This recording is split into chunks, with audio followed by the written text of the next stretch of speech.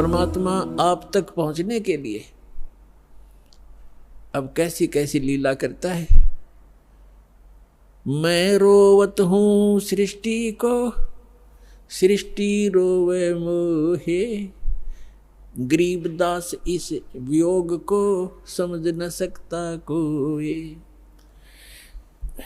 जो जन मेरी शरण है ताका हूँ मैं दासे, गेल गेल लाग्या फिरूं हूँ जब तक धरती आकाशे। पुण्यात्मा परमात्मा कहते हैं जो मेरी एक बार शरण में आ गया उसको मैं छोड़ूंगा नहीं, उसके साथ रहूंगा। ठीक है, उसका दुर्भाग्य है वो जो यहाँ से निकल नहीं पा रहा, फिर भी परमात्मा इतना दयालु है, आपके पीछे पीछे फिर रहा है। अपना आत्मा विचार करो, ये पुस्तक आपको प्राप्त हुई या टीवी सुनने को प्राप्त हुआ। एक परिवार के 3, 4, 5 सदस्य हैं, जिनमें से 3 को ये ज्ञान समझ में आ गया, उनकी इच्छा बनी हम नाम लेंगे, दीक्षा लेंगे, कल्याण करवाएंगे।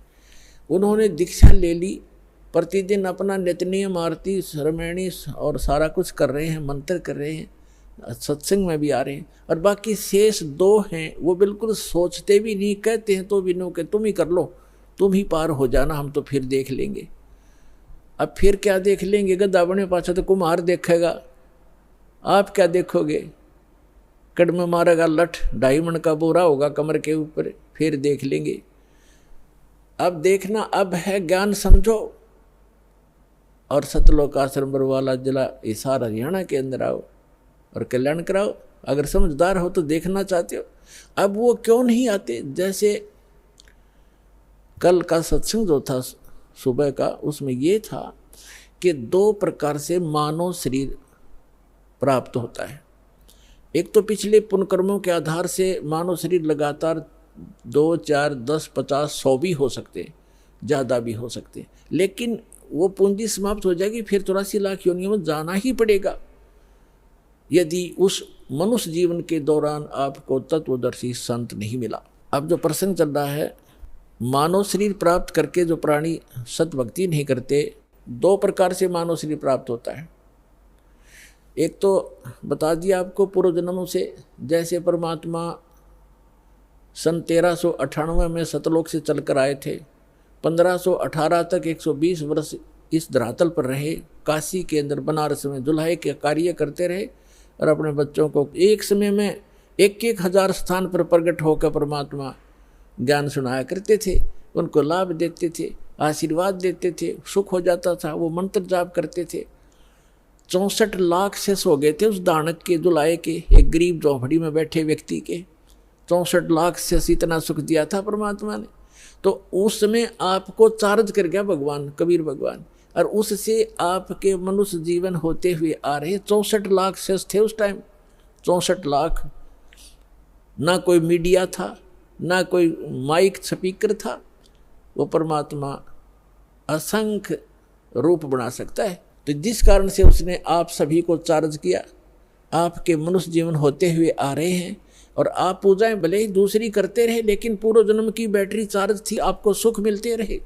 फिर भी कोई दुख क्रम का आता है तो आप इधर उधर भागते रहे, कोई मंदिर में, कोई गुरुद्वारों में, कोई पहाड़ों पर, कोई गुफाओं में, या किसी संतों की खोज करते रहे। उससे लाभ कुछ नहीं होना था आपको। और दूसरी प्रकार के जो व्यक्ति हैं, आपको बताया कि जैसे एक तो 84 लाख सभी प्राणियों के शरीरों में से गुजर के निकल के एक मानव शरीर टर्न वाइज मिलता ही मिलता है, स्त्री या पुरुष का। तो जो ऐसे 84 लाख योनियों से निकल कर आए हैं, वो काल के पक्के हैं, वो काल की फर्द में चढ़ गए, वो काल की रजिस्ट्री में है। अब वो भक्ति नहीं कर सकते। एक परिवार में 3 नाम ले चुके हैं, सत भक्ति कर रहे हैं, उनको समझा रहे हैं, वो ठीक ठीक तुम कर लो। ये भी शुक्र है कि वो उनको मना नहीं करते, नहीं तो वो काल के दूत उनको भी मना कर दे, तुम भी नहीं जाओगे, ऐसा नहीं कर दोगे। ऐसा बताया परमात्मा ने कि जैसे ये कोयल क्या करती है, कोयल पक्षी है, ये अपना अलग से घोंसला बना करके अंडे उत्पन्न नहीं करती, क्योंकि उसके अंडों को काग खा जाते हैं, छोड़ते नहीं। ऐसा फार्मूला अपना रखा उसने। जैसे मादा कवि ने अंडे उत्पन्न किए घोंसले में, और वो जाती है चुग्गा चरने इधर उधर, वो देख लेती है कि चलेगी काफ़ी दूर, तो उसके घोंसले में अपने अंडे उत्पन्न कर देती है। अब जो कौवी आती है वापस, वो असमंजस में पड़ जाती है कि कौन से मेरे हैं कौन से दूसरे हैं, तो वो इस असमंजस में उन चारों के चारों की ही परवरिश करना प्रारंभ कर देती है। और जब वो बच्चे उत्पन्न होते हैं तो एक जैसा कलर होता है, कोई पहचान नहीं होती उनकी, बिल्कुल सेम टू सेम रहते। और वो कोयल उस पर नज़र रखती है घोंसले पर कि अब ये कितना उड़ारी भर रहे हैं, कितनी दूर तक जा सकते हैं। तो तब वो दूसरे दूर पेड़ पर बैठ के अपनी बोली बोलती है, कुहू कुहू की आवाज़ लगाती है। जो कोयल के बच्चे होते हैं उनको प्रभाव होता है उनका, वो एकदम ऐसे ऐसे देखते हैं। जब वो फिर बोलती रहती है तो उड़कर वो अपनी माँ की बोली से आकर्षित होकर अपनी माँ की तरफ उड़कर चल पड़ते हैं। अब कौवी उनके पीछे पीछे उड़ती है कि मेरे बच्चे गए, कोयल आगे उड़ जाती है, दूर वृक्ष पर बैठकर फिर कुहू कुहू करती है, वो बच्चे फिर वहाँ से उड़कर आगे भाग लेते। अब कौवी ये सोचती है ये तो गए सो गए, पिछले बच्चे रह गए, उन पर कोई आपत्ति ना आ जाए, उनको संभालूं, आकर के वो वापस आ जाती है। तो कहने का भाव ये है कि उस घोंसले में 4 बच्चे थे, 2 कोयल के 2 काग के। कोयल वालों के वहाँ बोली असर कर गई, काग वालों के वहाँ में भी नहीं, वो देख नहीं रहे, वहीं बैठे आराम से।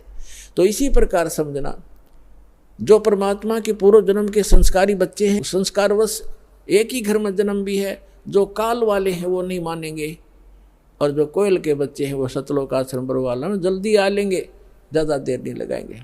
यानी जो परमात्मा के बच्चे हैं, पूर्व जन्म के संस्कारी हैं, वो शीघ्र आ जाएंगे। परिवार के परिवार आ रहे हैं, वो सारे के सारे कोयल के हैं, भले ही वो काल के घोंसले में यहाँ यानी इस लोक में जन्म हो गया। एक जैसी क्रिया थी पहले, तो अब बदल जाएंगी, एकदम चेंज हो जाएंगी सब क्रियाएं भक्तों की, भक्तों जैसे लक्ष्य